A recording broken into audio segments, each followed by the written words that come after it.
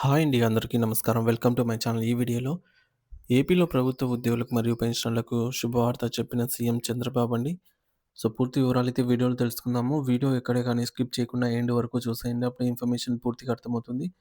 అలాగే వీడియో చూస్తున్న ప్రతి ఒక్కరు వీడియోకైతే లైక్ చేయండి ఫ్రెండ్స్. ఈ వీడియోని తోటి ఉద్యోగ, పెన్షన్ మిత్రులతో అయితే షేర్ చేయండి. కొత్తగా మన ఛానల్ చూస్తున్నవారు ఇంకా ఎవరైనా సబ్స్క్రైబ్ చేసుకోకుంటే వెంటనే మన ఛానల్‌ని సబ్స్క్రైబ్ చేసుకోండి. సో, దీని ద్వారా నేను చేసే లేటెస్ట్ వీడియోస్ అన్నీ మీ వరకు రీచ్ అవుతాయి. ఇక ఆలస్యం చేయకుండా వివరాల్లోకైతే వెళ్ళిపోదాము. ఫ్రెండ్స్ ఇక విషయానికొచ్చినట్టయితే ఆంధ్రప్రదేశ్ రాష్ట్ర ప్రభుత్వ సర్వీస్‌లో ఉన్న ఉద్యోగులకు ముఖ్యంగా పంచాయతీరాజ్ ఇంజినీరింగ్ విభాగంలో పనిచేస్తున్న అధికారులకు ప్రభుత్వం ఒక భారీ ఊరటనిస్తూ అత్యంత కీలకమైన నిర్ణయం తీసుకుంది. గత వైకాపా ప్రభుత్వ హయాంలో రాజకీయ కారణాలతో లేదా ఇతర ఫిర్యాదుల ప్రాతిపదికన అనేక మంది పంచాయతీరాజ్ ఇంజినీర్లపైన విజిలెన్స్ కేసులు నమోదు చేయడం జరిగింది. ఈ కేసులు గత కొన్ని సంవత్సరాలుగా ఆ అధికారులు వృత్తిపరమైన జీవితాన్ని మరియు వారి మానసిక ప్రశాంతతను తీవ్రంగా దెబ్బతీశాయి. అయితే ప్రస్తుతం అధికారంలో ఉన్న కూటమి ప్రభుత్వం ఈ కేసులపై సమగ్రమైన సమీక్ష నిర్వహించి సదరు విజిలెన్స్ కేసులను పూర్తిగా ఎత్తివేస్తూ నిర్ణయం తీసుకుంది. దీనివల్ల రాష్ట్ర వ్యాప్తంగా వందలాది మంది ఇంజినీర్లు మరియు వారి కుటుంబ సభ్యుల్లో సంతోషం వ్యక్తమవుతోంది. రాష్ట్ర వ్యాప్తంగా ఉన్న వివిధ జిల్లాల్లో పనిచేస్తున్న ఇంజినీర్లకు ఈ నిర్ణయం వర్తిస్తుందని ప్రభుత్వం స్పష్టం చేసింది. ముఖ్యంగా ఉమ్మడి అనంతపురం, కర్నూలు, తూర్పుగోదావరి, పశ్చిమ గోదావరి, విశాఖపట్నం, కృష్ణా మరియు నెల్లూరు జిల్లాల్లో పెద్ద ఎత్తున ఇంజినీర్లపై నమోదైన కేసులను ప్రభుత్వం ఇప్పుడు కొట్టివేసింది. ఈ మేరకు రాష్ట్ర పంచాయతీరాజ్ మరియు గ్రామీణ అభివృద్ధి శాఖ అధికారికంగా ఉత్తర్వులను జారీ చేసింది. ఈ జిల్లాల్లోని ఇంజినీర్లు గత కొన్నాళ్లుగా విచారణల పేర్లతో కార్యాలయాల చుట్టూ, కోర్టుల చుట్టూ తిరగాల్సి వచ్చేది. ఇప్పుడు మరి ఈ ఉత్తర్వుల వల్ల వారందరికీ ఆ కష్టాల నుండి విముక్తి లభించింది. ప్రభుత్వం తీసుకున్న ఈ నిర్ణయం ఆయా జిల్లాల్లో నిలిచిపోయిన అభివృద్ధి పనులను మళ్లీ వేగవంతం చేయడానికి దోహదపడుతుందని భావిస్తున్నారు.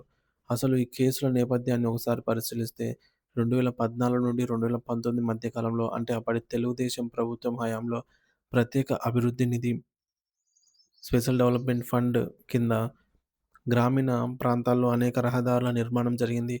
పల్లెటూర్లలో మౌలిక సదుపాయాలను మెరుగుపరచడం కోసం నిర్మించినటువంటి ఈ రోడ్ల విషయంలో 2019లో అధికారంలోకి వచ్చిన వైకాపా ప్రభుత్వం విచారణకు ఆదేశించింది. ఈ రహదారుల నిర్మాణంలో నాణ్యత లోపించిందని, నిధుల దుర్వినియోగం జరిగింది అనే ఆరోపణతో అప్పటి ప్రభుత్వం విజిలెన్స్ ఎన్ఫోర్స్‌మెంట్ వి&ఈ విభాగాన్ని రంగంలోకి దించింది.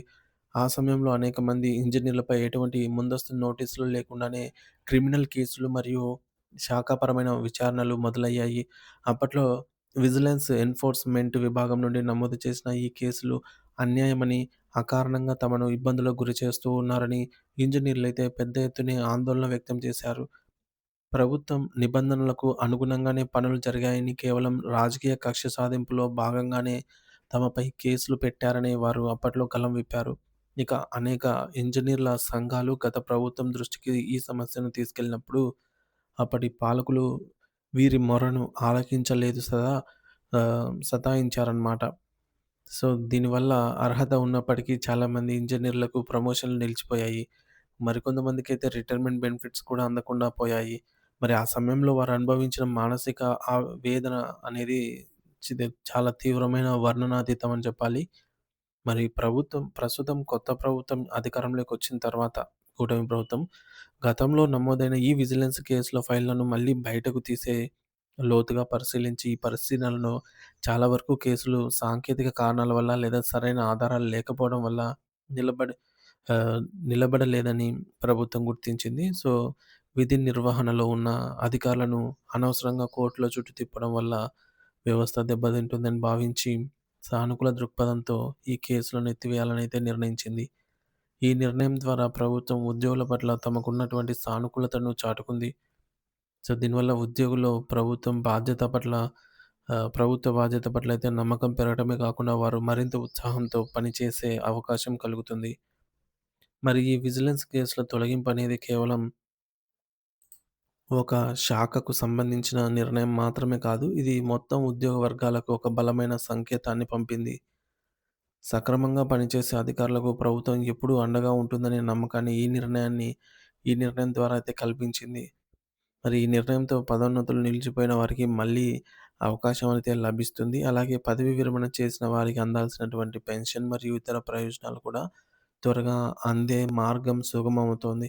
సో, రాష్ట్ర అభివృద్ధిలో కీలక పాత్ర పోషించే ఇంజినీర్లు ఇకపై ఎటువంటి భయం లేకుండా స్వేచ్ఛగా తమ విధులను నిర్వర్తించవచ్చని భావిస్తూ ఉన్నారు. ఈ నిర్ణయాన్ని ఉద్యోగ సంఘాలు మరియు మేధావులు ఒక మంచి పరిణామంగా అయితే అభివర్ణిస్తూ ఉన్నారు.